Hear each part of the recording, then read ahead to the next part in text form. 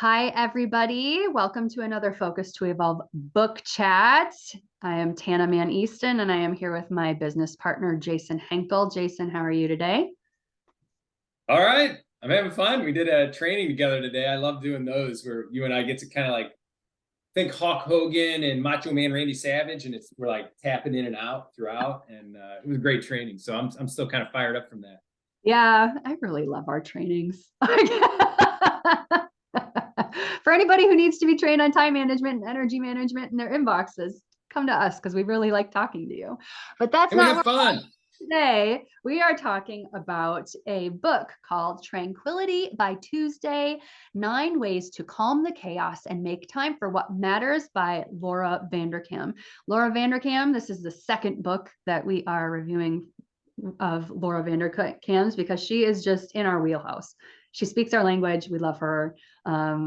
And we're going to jump right in. So Laura Vanderkam, she's got 5 kids. She is a writer. She is a researcher. She is all over the place. And she has spent the last decade and a half studying time logs and time management of very successful people. That's kind of her bread and butter. And for this book, she took 150 people in her Tranquility by Tuesday project, and she gave them 9 rules for each of 9 weeks. And today we're going to talk about her 9 rules and what insights we have that maybe she didn't discuss in the book on each of those 9 rules. So, rule number 1, give yourself a bedtime. She repeats herself often, not necessarily in this book, but I also listen to her podcast. And she says this often, that going to bed early is how grown-ups sleep in. And amen to that, sister. Jason, is that how you also approach going to bed early, is how you sleep in? You know that's true for me. I mean, so know your chronotypes. For those who, the Ben Greenfield and biohack folks out there, chronotypes. I mean, you're either a morning person, I think they call those the lions. You're the middle of the day person where you just rock noon like nobody's business, but not necessarily morning and evenings. Those are I think they're called bears. And then there are the wolves of the chronotype archetype, where those are the night owls. Those are the ones that just crush until 1 a.m., loving life. I'm over there. Then there are dolphins too. They can kind of bounce around. I'm not a dolphin. I'm neither of those. I am a lion. I'm in the morning. That's when I'm the Renaissance man. So yes, my sleeping in, it doesn't matter when I go to sleep. I wake at around 4:30 or 5:30 a.m. I'm somewhere in that window. And so I go to sleep at 3 a.m. and wake at that time still. So I have to, my sleep in is absolutely going to bed earlier. And I think anyone with a busy schedule finds the same. So some people can't do that though. So I'm not saying this is a broad stroke thing, but it's certainly something to keep in mind. It's definitely. You want to make sure you're doing the math if you are feeling tired all the time. If you have to get up at 6 o'clock in the morning, you need to think, okay, what time do I need to go to bed in order to be my optimal self tomorrow? And you kind of got to do that time math sometimes as an adult, because that is definitely, especially if you have kids, and especially if you have young kids, going to bed early is how Uh, grown happen. You are right, they've, Laura.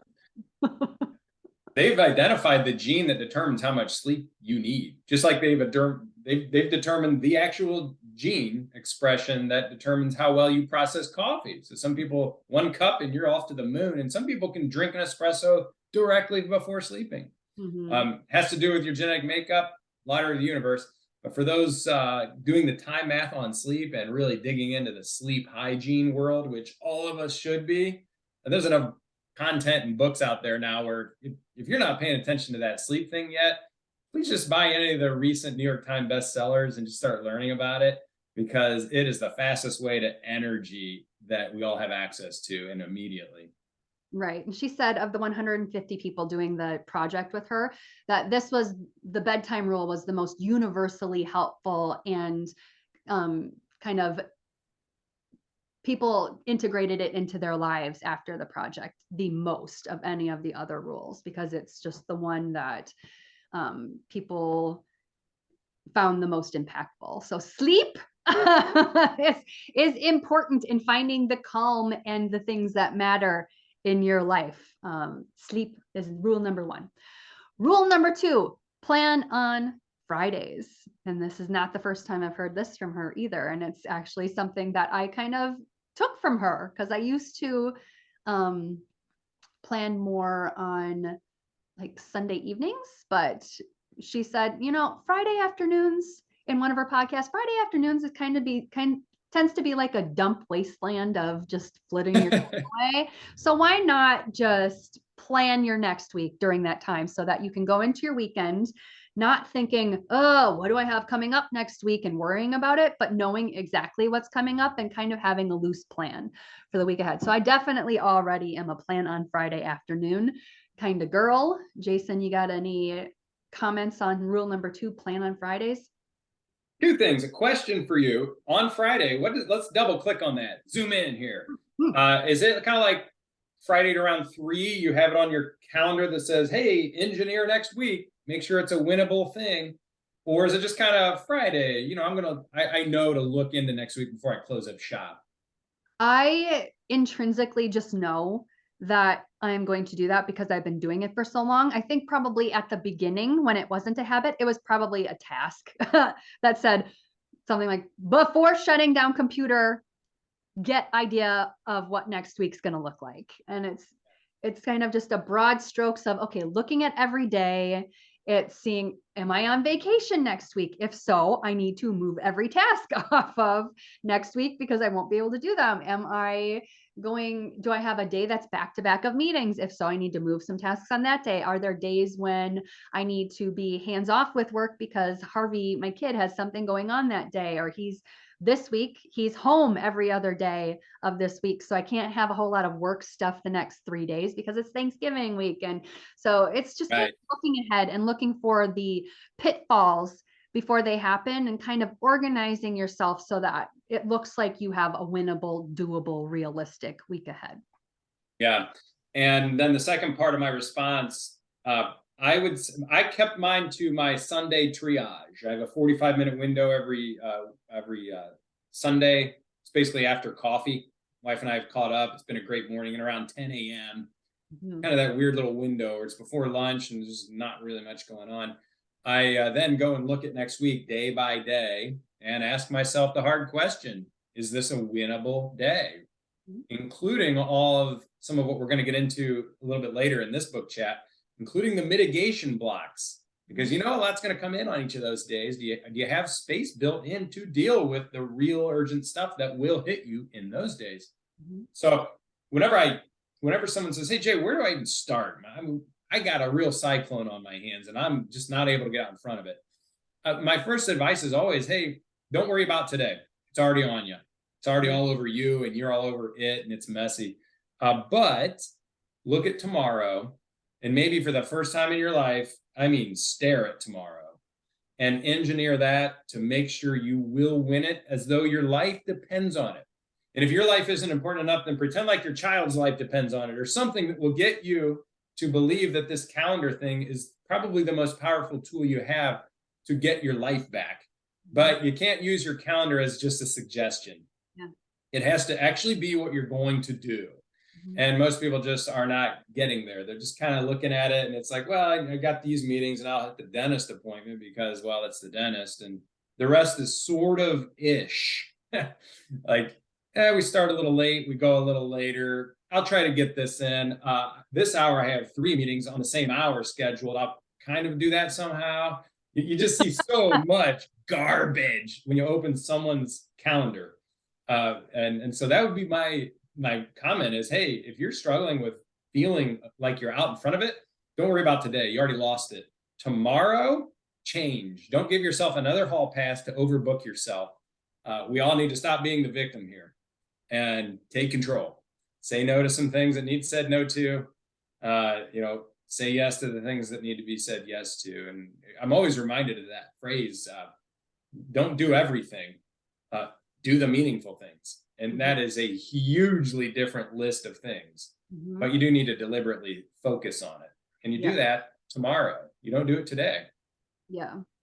So whether you're planning on Fridays or Sunday or whenever, it's just important to plan so that your life doesn't just happen to you. You live your life by design instead of by default. Rule number 3, move by 3 p.m. She says exercise doesn't take time, it makes time. And ask when instead of if when fitting in time to move. This is definitely something that I think both of us take very seriously when we are architecting our calendars. I definitely, when I'm looking at my calendar for the following day, after seeing my hard time blocks, so the meetings that I've already scheduled with people and the times that I have to get Harvey, my son, from place to place, the next filter of things that go in are, what do I need to be the best Tana that I can possibly be? And time to move my body is definitely the next thing that gets plopped in there, because if I'm not moving at some point of the day, it's not as good of a day. So this is definitely another one that we very firmly believe in. Do you have any comments on move by 3 p.m.? Try to move by 3 p.m. The blood chemistry and the brain chemistry that happens as a result of proper movement. No one's going to argue that. There's never been a scientist alive that said non-moving in a day, non-exercise is better. You know what I mean? And I also, the one thing she said that I loved, Laura said that allowing yourself 10 minutes, 7 days a week is perfect. Like, we don't need to do this hour thing or this 45-minute power lift to get it in. We don't need to travel to a gym. It can be air squats and, just flexing muscles. That's movement. That's getting the blood flowing. So don't say, well, I got to do it right or I don't do it. Start with 2 minutes a day, 7 days a week, and then go from there. So I thought that was really great advice. Yeah. And that comment flows in quite nicely with rule number 4, which is 3 times a week is a habit, because she definitely has the perfectionists out there in mind when she's like, you don't have to do things 7 days a week in order to call yourself a runner or a writer or whatever. I mean, moving every day is a very good idea for the movement and stuff, but anything else that you want to say, we have meals at home together. You don't have to do that 7 nights a week as a family. You can do that 3 times a week, and you can call that a habit too. So don't be too hard on yourself. 3 times a week, it's a habit. Yeah, it's a more compassionate definition of a habit, she says. Yeah, I love it. Let's go with it. Yeah, let's not be so hard on ourselves. It's about improvement, not perfection. I think steps that add up to everything. So 3 times, if it balloons up to 4, 5, 6, 7 times a week, cool. If not, be good with your 3, because it's more than the 0 that you were doing before. 3 is greater than 0. Rule number 5, create a backup slot. This is what you were referencing a little bit ago when you were talking about your calendar management. Do you have any more depth you want to put into the backup slot rule? Well, I have to say, this is probably one of the biggest fail points when we're coaching people to kind of engineer their days out of the trance of busyness, not effectiveness, busyness. And that is, they think that they've scheduled a great day, but the blocks are just like airtight. And then they have 5 or 12 tasks to do somewhere in there. And then the emails of that day come. Yeah. And there goes the plan. So yes, we really do need to have those mitigation blocks in there where it's just, okay, this is for overflow catching, because you're going to need it. And if it's not in there and you just have this fully booked day, it's just like living out of your inbox. An impossible and infinite amount is going to hit you, and it's going to feel disgusting. So you have to really get that backup spot or calendar block in there, because it's realistic. You probably want to do one later in the morning hours and one towards the end of the day. And that way your future self can just relax, knowing I got it covered. I got an overspill window there where I catch this kind of stuff. And then you get to go home nice and clean at 5 or 4 or 6 or whatever you do. Excellent. Rule number 6, 1 big adventure, 1 little adventure. I am also a proponent of building in the big and little adventures in my calendar. So I love that she put this as one of her 9 rules to live by in order to create calm in your life. Because yeah, as adults, we need to remember to keep the little adventures in our lives. So I like this rule a lot. Yeah, all of life is really a miracle. I always like to zoom way out and just remember we're on this floating blue marble somewhere in deep space. And really, we're only alive because of this sheath of atmosphere on this huge rock in the middle of somewhere in deep space, absolute zero almost next to the sun. And so everything is novelty beyond waking up in the morning. It actually is. Yeah. And so, the small things do matter. And it could just be that glass of tea that you have in the morning or that one coffee. Love it. And then one thing at a time thereafter. But the small things matter. Of course, get those big things in there too. That's fun to have and do and work for. But it really is a lot about celebrate those small little wins and the grace that we all get just being alive. So many small things to be thankful for. And sometimes we forget. I know I do. For sure.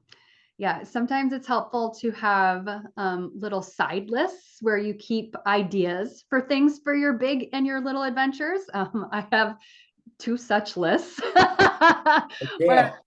anything that I just notice, I get big dopamine bursts, it goes on to my little adventure list. It might just be like a certain candle, or it might be a certain temperature of a drink, or it's having this particular outfit on, or it's just whatever.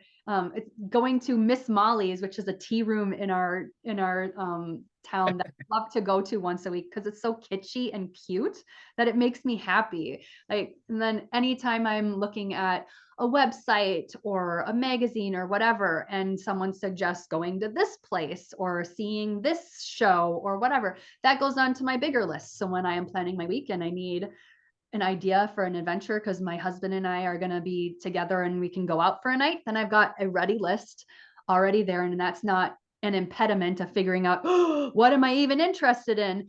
There's already this big list of interests that I can just pick one and say, okay, we're going to do this because this sounded fun. And I think this is the week to do it. So having Yeah. some lists kind of keep those ideas corralled for future reference is a good, I think, pro tip. That reminds me of that. Do you remember that guy? He's a long time ago now, maybe 15 years ago, maybe even longer. He created that website, 1,000 Awesome Things, the number 1,000 Awesome Things. If you haven't visited that, please push pause and go visit it. There are some really clever things on that list that are just right in front of all of our faces. And it's just so cool. We will look at it from time to time and just giggle at, wow, that really is awesome. And just forgot about how awesome it all is. 1,000 of them listed. It sounds like you've already got your list started there for yourself. Yeah. And Miss Molly's, huh? So that's pretty cool. You got a favorite little tea watering hole. That's Ooh, cool. love that place. Shout out to Miss Molly's in Medina, Ohio. All right. Rule number 7, take one night for you. Jason, as a parent to 2 children, how do you and your wife work out time for yourselves? Okay, so our proverbial one night for you. Keep in mind, this is, in my opinion, I think it's a proverbial suggestion. Yeah. So it's an archetypal thing, just do it. But ours is actually engineered in each day. Yeah. Although she was making me kind of excited to do a thing where maybe at 4 p.m. on Wednesday or something, it's literally mine and nothing gets in. I just go and binge watch 2 episodes of this and relax and read that book and then have 2 beers or, just something where I just get to totally chill until I go to sleep, not come back online and then make up. I know a lot of couples will be like, well, I took that time, so I better get dinner ready now because you let me have that 3 hours. There's a lot of that goes on in relationships. But to have a night where you just get to do it until you go to sleep, that was kind of feeling pretty good to me. And then I give my wife that, and then she gives me just once a week each. We haven't tried it yet, but it is, we do that for each other. And it is engineered in throughout the week. And we are quite deliberate about it. Yeah. We recognize the power in being a fully recovered and rested adult, not only for our children, for our work, but for ourselves and for our relationship. So yeah, we really already have addressed this, the essence of why she's suggesting this. And it is daily for us because we never want to get tired. We want to stay up and not have to climb back up. Yeah. But I did like this idea of one full night. And we might try that. How about you guys? You got a kid. So when Harvey was a baby, I decided and Mike agreed that we should have like a primary parent kind of arrangement where when we switch every other night, and I have the extra night where I'm the primary parent so that we're on the same schedule every week of Monday, Wednesday, Friday. But the person who is the primary parent is in charge of everything kid related, in charge of feeding and changing and like everything kid related. Obviously, the not primary parent is also living in the house and can interact with the primary parent and the child and live as a family. Or that person can completely tune out and do whatever they wish to do without any sort of back talk. It's just, yep, you, because Mike and I both need quite a bit of individual time in order to recharge.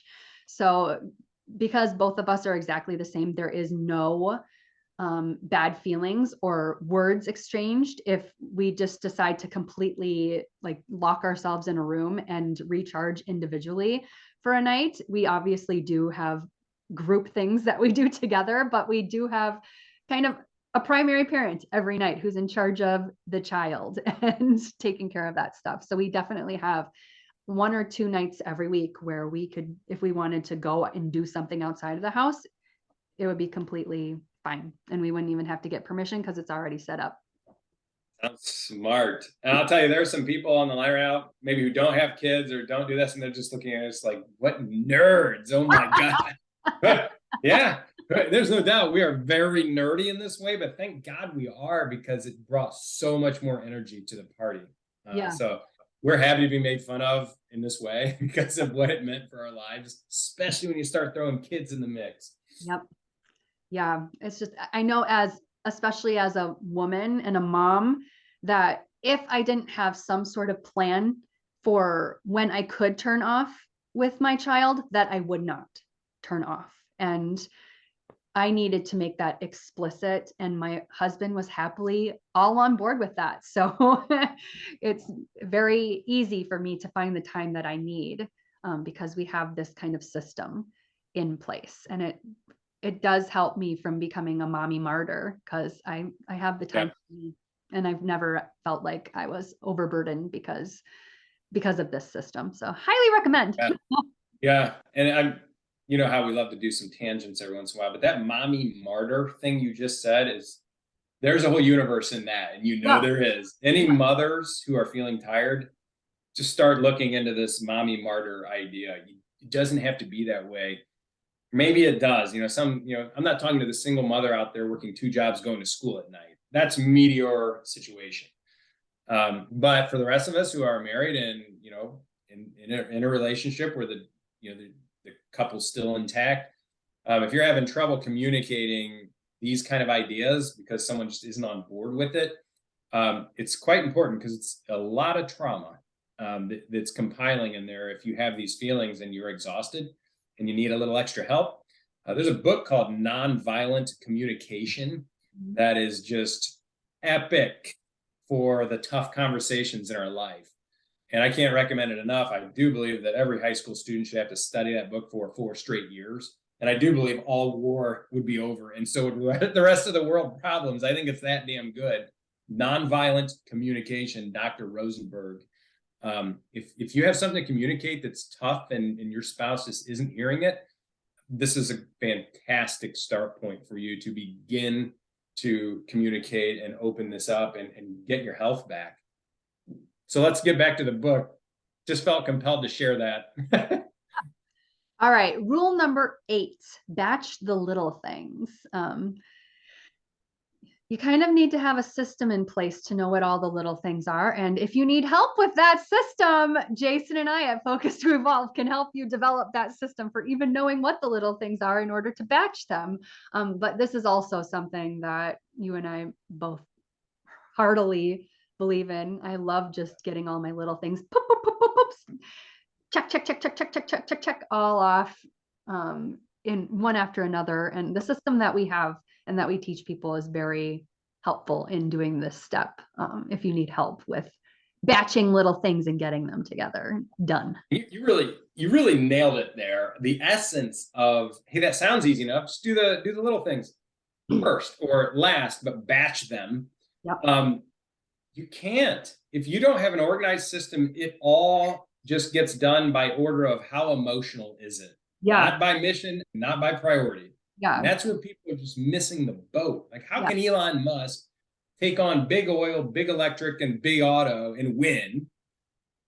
It's because he doesn't worry about, he's got exactly what moves the dial in one list, and he's got the little stuff. Well, in his case, he's got other people taking care of it. But there's a reason why people can get amazing amounts of things done. Whether you like that dude or not is irrelevant. That guy knows how to move the dial. And it's because of this. He's got a system where he has deciphered what is busy work or what is easy to do and what is meaningful to do. And those are two very different lists.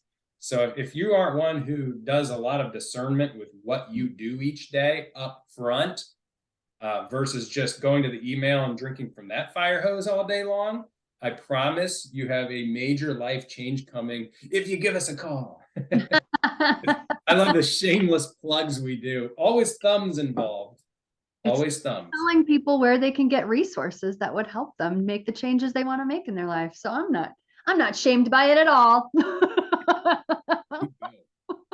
We are extra shameless today. Let's keep going. This is fun. And then the last rule number 9, effortful before effortless. So she'll say things like, if you want to read more in your life, if you have free time at the end of your day, just make sure you read or do the thing that is effortful that you find meaningful before you turn on your social media or the TV. She's not saying don't do those things. She's just saying do the thing that you find more meaningful before you do the things that are just kind of the things that you haphazardly take into your mind.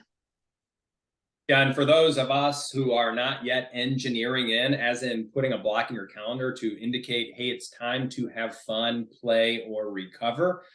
This idea of play, Dr. Srini Pillay in his book, Tinker, Dabble, Doodle, Try, talks a lot about the power of humans at play, because it allows your nervous system to do things that your body knows is not normal. It does not follow social norms. You get to deviate, which is where all neural pathways are born.